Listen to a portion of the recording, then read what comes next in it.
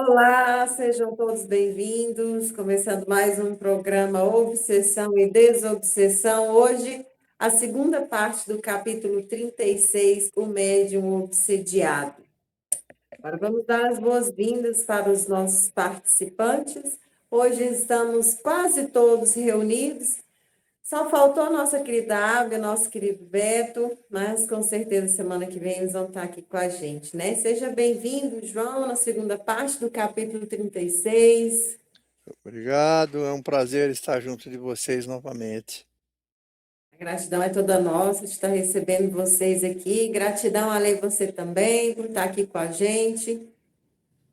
Me sinto honrada de compartilhar com vocês tantas bênçãos, tantos aprendizados. A honra é toda nossa e estar estudando todo mundo junto, né? Sempre errantes, mas sempre aprendizes também.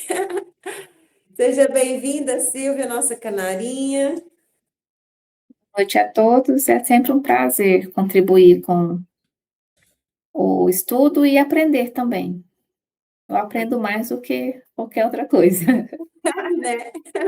A gratidão é toda nossa de ter você aqui com a gente, amiga. E é uma gratidão muito grande também ter vocês aqui conosco. Quero convidar, inclusive, nossos amigos médicos para estar participando, deixando seu like, compartilhando o nosso estudo, fazendo sua pergunta, tirando as suas dúvidas e impulsionando aí o canal do GECAL para que a gente possa alcançar mais pessoas, né? Mais estudiosos e aumentar aí o nosso público de pessoas buscando uma melhoria, não só na sua vida íntima, mas também na sua vida coletiva. Bacana? Vamos começar então? É a segunda parte do capítulo 36, mas hoje também nós temos um livro sugerido. Quem que vai fazer a síntese do livro sugerido para a gente hoje? É o João Minelli. É o João Minelli, vai trazer então a síntese, um novo olhar sobre o problema do ser, do destino e da dor, de Marcos Vinícius Russo e Carlos Eduardo Vinícius. Não, minto, Carlos Eduardo Acioli Durgante. Falei certo, João? É isso mesmo? Uma Isso. análise 100 anos depois, muito interessante. Fala para a gente desse livro, João, por favor. Então, gente, o problema do ser, do destino e da dor, de Leon Denis, é um marco dentro da literatura espírita, né? Ele, junto com Kardec, Leon Denis, ele levou o espiritismo aos quatro cantos do mundo, né? E ele nos trouxe muitas informações em seus livros do mundo espiritual, do que somos, para onde vamos, né? E depois de 100 anos, a AME nos lança, faz um estudo, Associação Médica Espírita, um estudo sobre esse livro e mostra uma nova visão dos capítulos do livro, né? As perguntas fundamentais são: quem somos? Por que sofremos? E qual é o sentido da vida, né? E a AME tenta nos mostrar isso, né, tanto de forma científica, como de forma filosófica, como de forma religiosa, né. Ela nos mostra e que a expiação, a dor, né, ela não é, ela é um convite, não é um fim, a dor não é punição. Ele é um convite à transformação, porque a dor vem das nossas expiações, né. E primeiro, a dor ela vai nos purificar dos erros do passado, né. E mais ainda, mais ainda, essa dor ela vai nos levar a uma purificação espiritual, né. Então você está expiando e se purificando, né. Por exemplo, você comete suicídio, né, e e dá um tiro na cabeça, né, no cérebro, você vai renascer com problemas mentais, né, às vezes com mongolismo, né, microcefalia, macrocefalia, alguns problemas, né, paralisia cerebral. É uma dor isso, é uma dor, né. Mas isso está retificando o seu perispírito, você precisa disso, dessa encarnação, para você, através dos fluidos que você tem, você retificar o perispírito. E o livro nos mostra isso.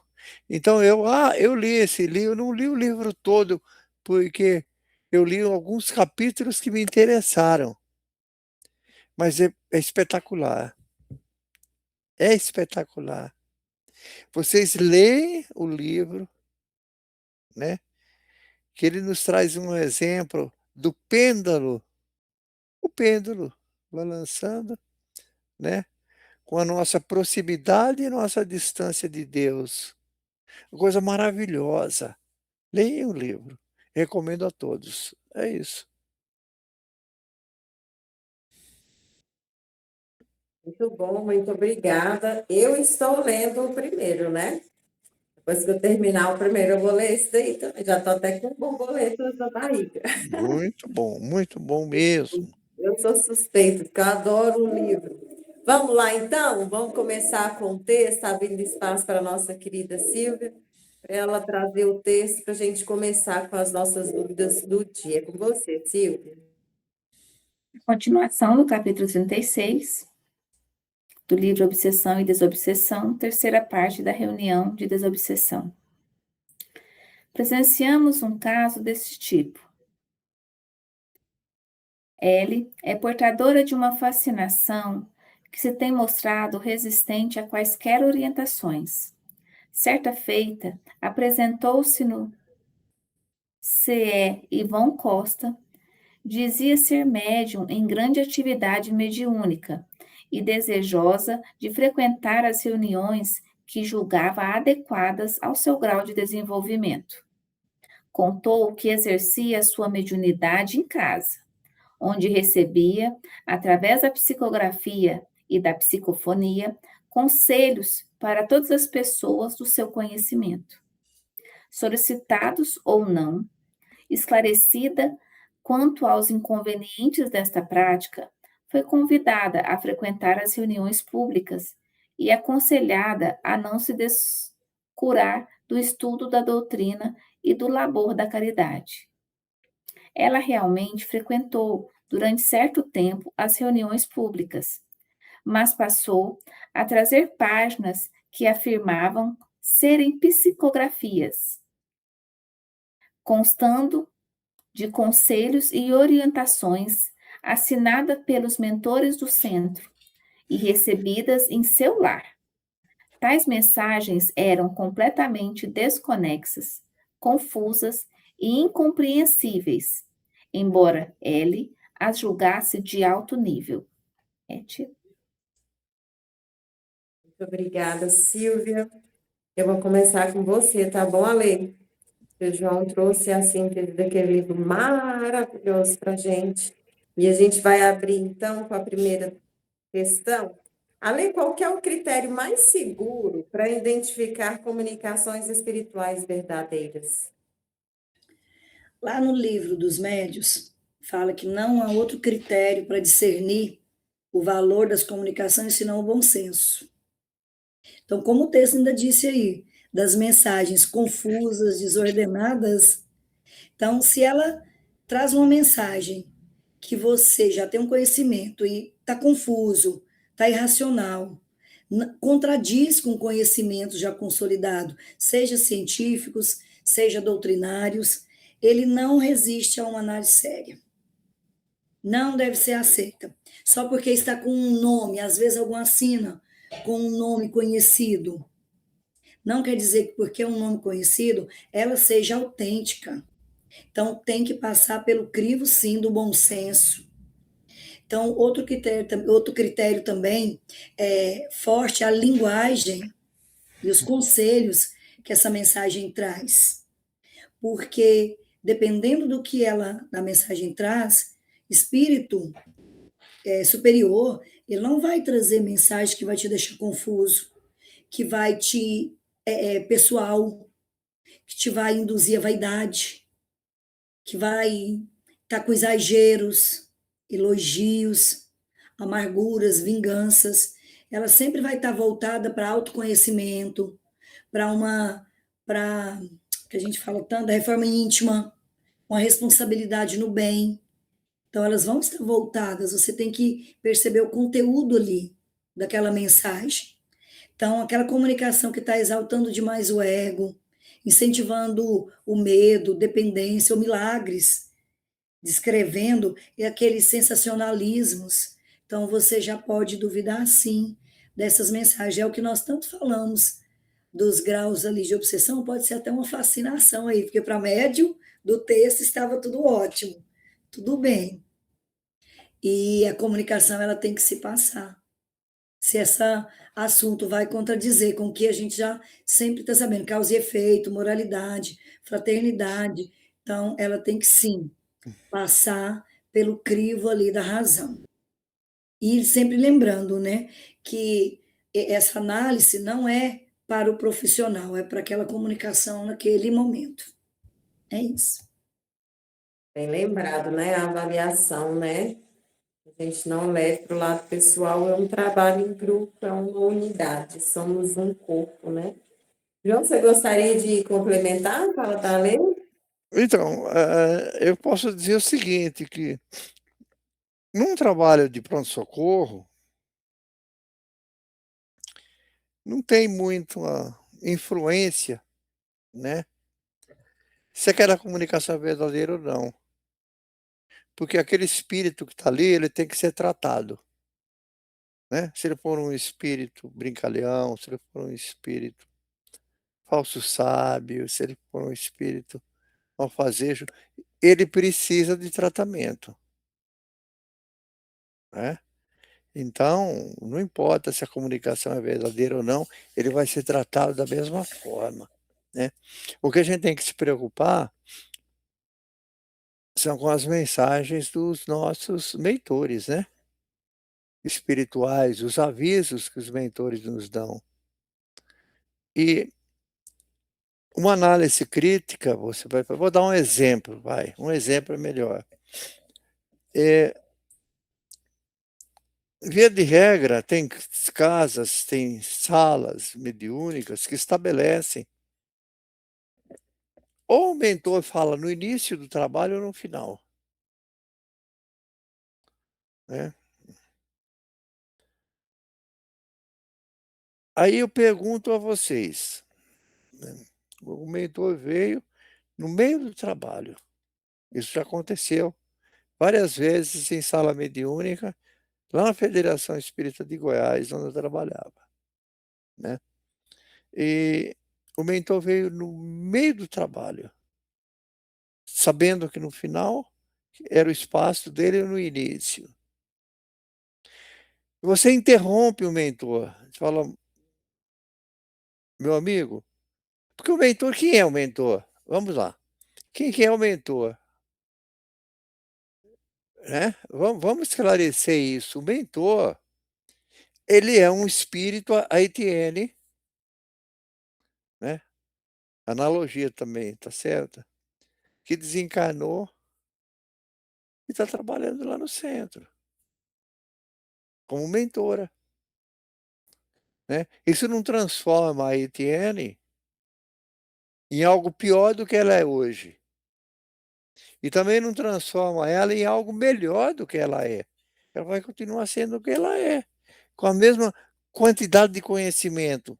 Ela não vai se tornar um sábio porque desencarnou. O conhecimento dela vai ser isso que ela tem hoje, né. Então,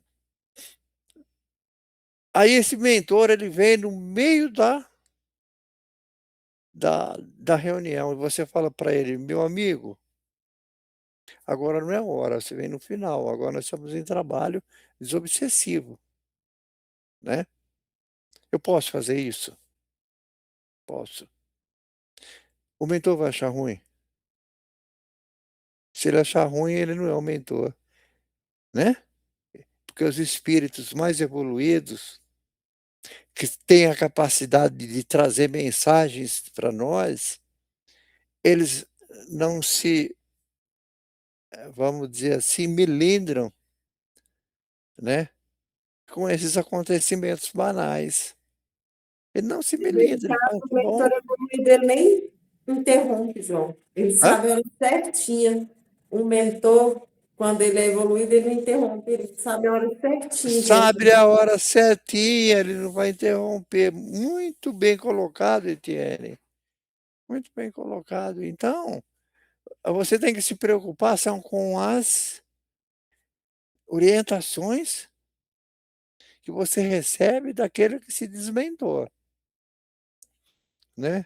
Ele vai te dar certas orientações para você: "Ó, isso é assim, isso é assado". Aí tem que passar pelo crivo da razão, porque será que ele é um espírito que tem esse conhecimento, né? Então, daí a necessidade, né, de nós verificarmos a veracidade, passar pelo crivo da razão, as comunicações de mentores espirituais. "Ah, mas não é mentor. O fulano chegou aqui e falou que caiu da escada, morreu, mas é mentira, levou um tiro". Não tem problema, vai ser tratado do mesmo jeito, não é? Vai ser tratado do mesmo jeito. "Ah, ele veio aqui, ele falou que ele morreu porque deram um tiro nele, mas na verdade foi ele que deu um tiro no fulano". Não tem problema, ele vai ser tratado, esclarecido, ele precisa de tratamento. Agora o mentor não, se o mentor chegar e dar uma informação, essa informação, primeiro ela tem que ser de cunho geral, né, e precisa tomar muito cuidado com a informação recebida. É muito fácil, né, um espírito de alguém que gosta de dar palpite, que está cheio, né, morreu, ele vai continuar igual. Ele vem aí se traveste de mentor e fica orientando o povo. Aí você chega, tem centros espíritas que eu conheço, né,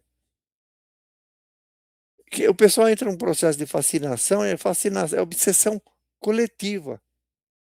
O mentor ele domina o centro inteiro, ao ponto ao ponto dele dizer o que a Alessandra tem que fazer, o que a Etienne tem que fazer, o que eu tenho que fazer. "Alessandra, agora você vai trabalhar na evangelização infantil. Etienne, agora você vai trabalhar no atendimento fraterno. O João Minelli, né, o João Minelli vai ajudar na biblioteca", entendeu? E daí todo mundo, né, e todo mundo obedece. Por quê? Porque é uma obsessão coletiva. É o chamado mentorismo. É um espírito que vai se aproveitando. Daí a necessidade de você passar pelo crivo da razão as comunicações. Também a comunicação por escrito, né, a psicografia. Não fica de fora, né, desse crivo. É isso. Muito bem explicado. E um alerta também, né, que a gente possa ficar atento, nem toda mensagem de um espírito é uma mensagem de luz. Vamos voltar para o texto, então? Abrindo espaço para a Silvia, para a nossa segunda parte do texto, é com você, Silvia. Manteve-se avessa a quaisquer ponderações, irredutível em seu ponto de vista e achando injusta todas as observações que lhe foram feitas, com discrição e carinho, afastando-se em breve do centro. Soubemos que, primeiro, que um tem percorrido outros centros da cidade e agindo da mesma maneira. Jamais admitiu que possa estar sendo vítima de um espírito mistificador. E tal como Kardec esclarece, como característica principal dessa modalidade de obsessão, afasta-se de toda e qualquer pessoa que a possa orientar. Geralmente, o espírito que se apodera do médium, tendo em vista dominá-lo, não suporta o exame crítico das suas comunicações. Quando vê que não são aceitas, que as discutem, não se retira, mas inspira ao médium o pensamento de se insular, chegando, mesmo não raro, a ordenar-lhe, grifo nossos.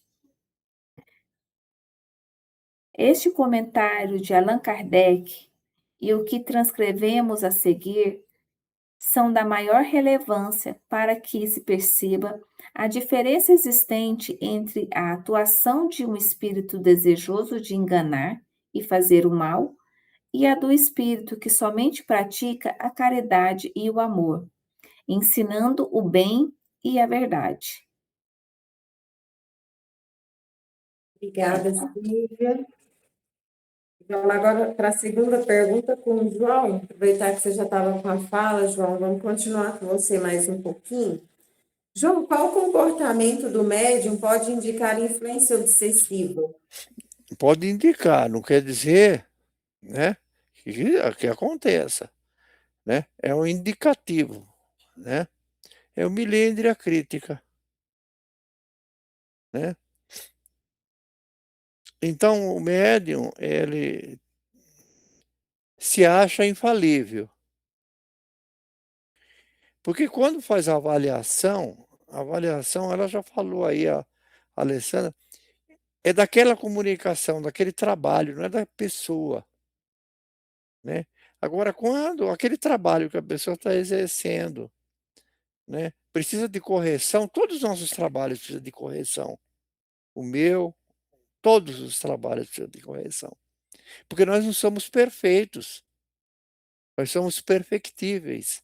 Então você vai evoluindo nos seus conhecimentos, no seu na sua atividade profissional, na sua atividade social, dia a dia, você vai se corrigindo, vai corrigindo, errando, até você se transformar no espírito puro que não erra. Mas até lá você erra. E quando você erra, as pessoas veem que você está errando, e as pessoas te orientam. "Ó, Etienne, não faz assim não". Daí você melindra e não vai mais, abandona o trabalho. Quantos vocês conhecem que fizeram isso,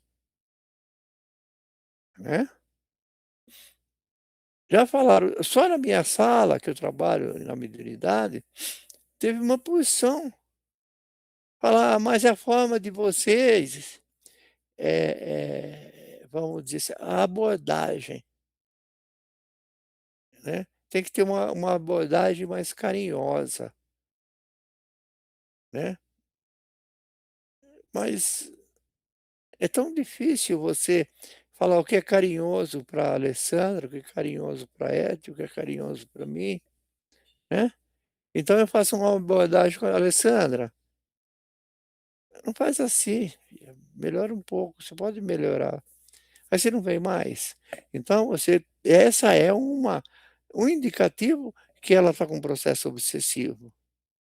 Quem leu o livro Aconteceu na Casa Espírita, viu que a moça que quando eles começaram a falar para a moça lá, que ela estava com um processo obsessivo, ela pegou e abandonou o serviço, não foi mais trabalhar, né. Ela fazer o trabalho da forma dela, ela queria ter uma sala para ela queria ter um grupo de pessoas que trabalhasse para ela. Por quê? Porque ela estava sendo influenciada por um espírito não evoluído, porque todos nos influenciam. Agora, o espírito evoluído, ele não te influencia, ele te inspira você, ele te traz inspiração para você fazer assim ou assado. Agora aquele espírito que não é tão evoluído, ele exige de você que você faça assim ou assado, né, quer impor o pensamento dele. Aí alguém fala: "Ó, você está errando, sua comunicação, né, você tem que falar mais baixo". né. Você não pode gritar, Binelli. Aí eu não vou mais. Eu estou com um processo obsessivo. E eu grito bastante, né. Aí eu falo, a Etienne fala baixo. Aí eu falo: "Ó, tem que falar alto, porque os espíritos que vêm junto com aquele espírito que está sendo tratado, a maior parte deles não consegue ouvir pelo pensamento, ouve com os ouvidos do seu corpo perispiritual". Quem leu o nosso lá viu que o André Luiz começou depois de muito tempo, ele passou 10 anos, 9 anos no umbral. E depois de muito tempo ele trabalhando no no no no nosso lar, que ele conseguiu falar pelo pensamento e ouvir pelo pensamento. Ele ouvia era só o som, ele tinha que falar alto para ele ouvir, né. Eu vou falar para a Etienne que ela não vai mais. Então ela está com um processo obsessivo. É isso indica que é um processo obsessivo, né, indica, não quer dizer necessariamente que seja. Esse é um comportamento, tá certo? Se afasta de quem quer ajudar. É isso.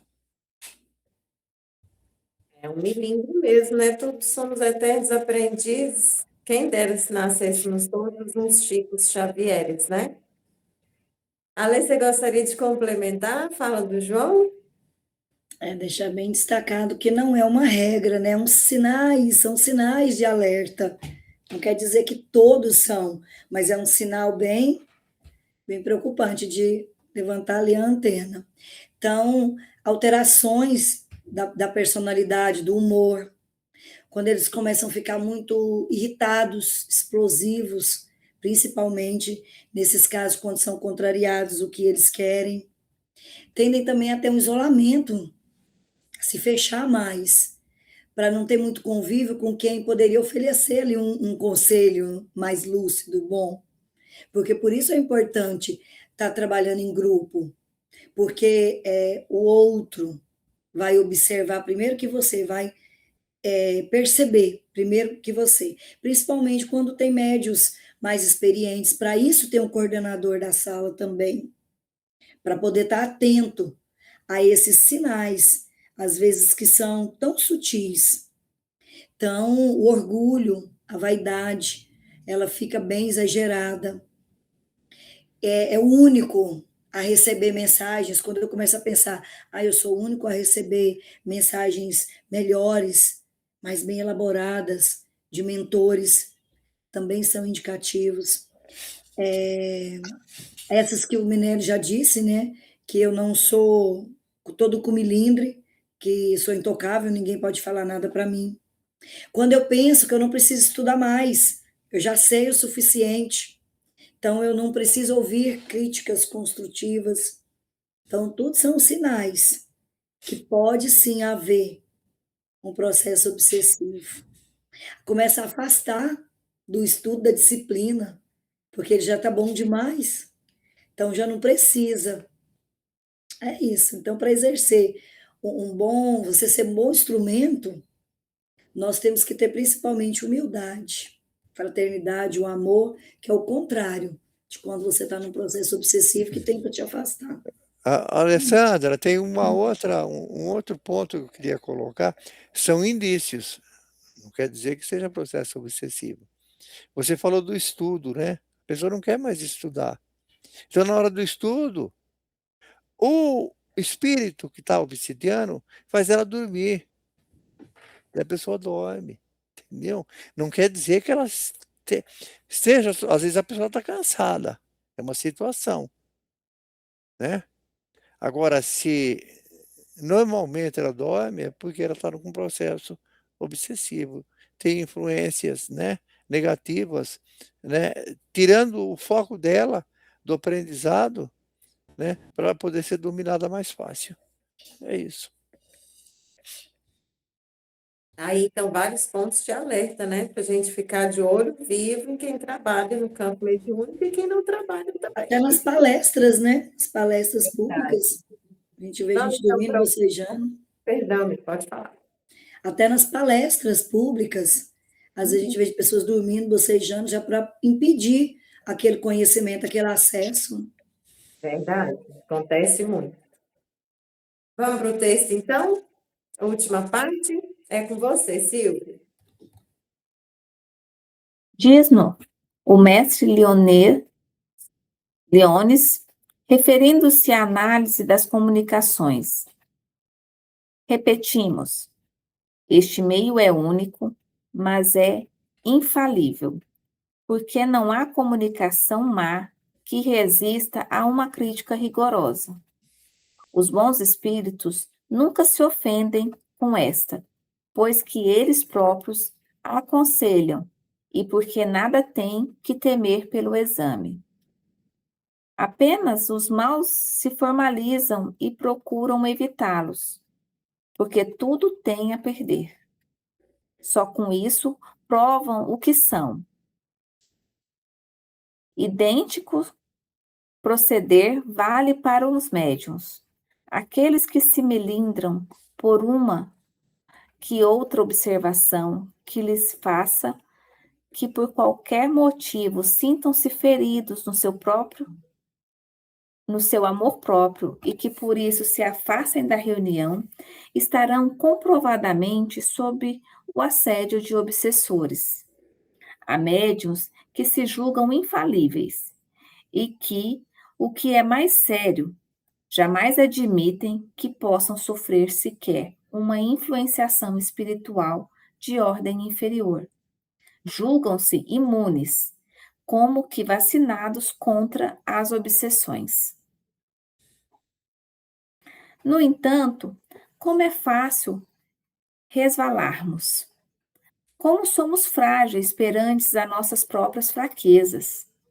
Como somos visados. Façamos ecoar em nossos ouvidos, em nossos corações, a advertência notável de André Luiz, já citada no capítulo 4 da primeira parte. Gradação das obsessões. Quando ele diz que somos, por vezes, loucos temporários, grandes obsidiados de alguns minutos. Doentes do raciocínio em crises periódicas, médiuns lastimáveis da desarmonia. Quem de nós pode afirmar o contrário? Cônscios de nossas fraquezas, recorremos ao Senhor, dizendo-lhe: Eu creio, Senhor, ajuda a minha incredulidade. Marcos 9, 24. Obrigada, Silvia. E agora, para a gente estar fechando o programa, vou estar conversando com você, ali, a última questão do dia, para você falar para a gente qual é a atitude dos espíritos inferiores diante da análise crítica das comunicações. Nós já começamos a falar aí nas nossas reflexões anteriores, né? Então, eles vão reagir de forma defensiva, de forma hostil, porque toda vez que vai passar por uma análise a sua comunicação, por que ele vai ficar com medo? Porque vai expor suas limitações morais.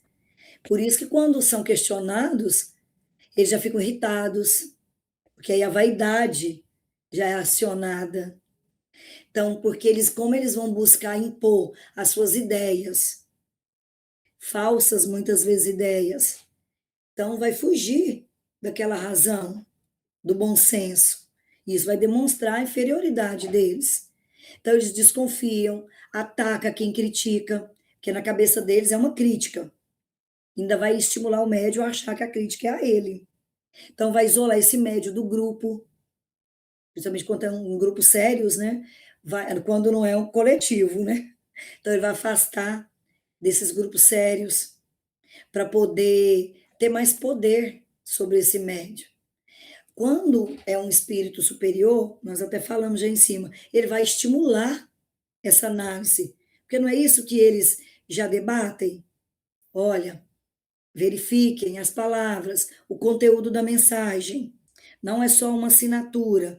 Então, se está tendo muito milindre, é claro que é de um espírito inferior, porque espírito superior vai incentivar, eles vão aprovar essas análises, porque eles educam, têm discernimento, porque como vai atrair espíritos superiores, então eles vão incentivar. Agora, quando é inferior, vai repelir. Fala, não, é tudo verdade que eu estou falando. Porque a hora que cair num crivo ali de um grupo sério, já de início já vai ser barrado. Então, é um ato de responsabilidade mesmo essa crítica. Não é deixar passar. Para isso tem esse grupo, justamente para passar pelo que nós falamos lá, o crivo. Aquele crivo é muito importante. Então, é um ato de responsabilidade espiritual. Então, é uma função mesmo de proteção do grupo. É um instrumento meio de educação mediúnica, esse crivo. É isso. Serve também para educar nossa moral, né, amiga? Que é muito importante a gente ter essa análise. Se eu não consigo suportar a análise da minha mensagem, eu tenho humildade dentro de mim. Tô Que é uma achando das bases, né? né? João, você gostaria de complementar antes da gente encerrar? Eu acho que a gente já discutiu bem esse assunto, né? A Alessandra também esgotou o assunto. Eu acho que está muito bom. Não tem muito o que complementar, não. Muito bom, então, muito obrigada. E a gente encerra, então, o capítulo 36 do livro Obsessão e Desobsessão de Sueli Caldas Schubert, o médium obsediado, na certeza de que mesmo trabalhando, gente, principalmente trabalhando, né? Quando a gente está executando trabalhos que vão fazer diferença, a gente é muito perseguido. Então, vamos colocar a mão na consciência e sempre dar uma pausa, fazer um trabalho para nós mesmos, porque somos seres errantes, constantemente errantes, em aprendizado e em construção, né? Quero agradecer a presença de todos vocês que participaram do programa de hoje, esclareceu a dúvida do nosso pessoal. Quero agradecer vocês que nos acompanham toda semana, mais uma vez reforçando, deixa o seu like, o seu comentário, curte e compartilha com quem você acredita que pode estar precisando ouvir esse conteúdo. E na semana que vem estaremos aqui novamente com o próximo capítulo. Deixa eu ver qual vai ser. Capítulo 37, a ação do mundo espiritual. Um beijo no coração de vocês. Até semana que vem. Tchau, tchau. Obrigada. Tchau, tchau, gente. Tchau, tchau. Tchau. Obrigado.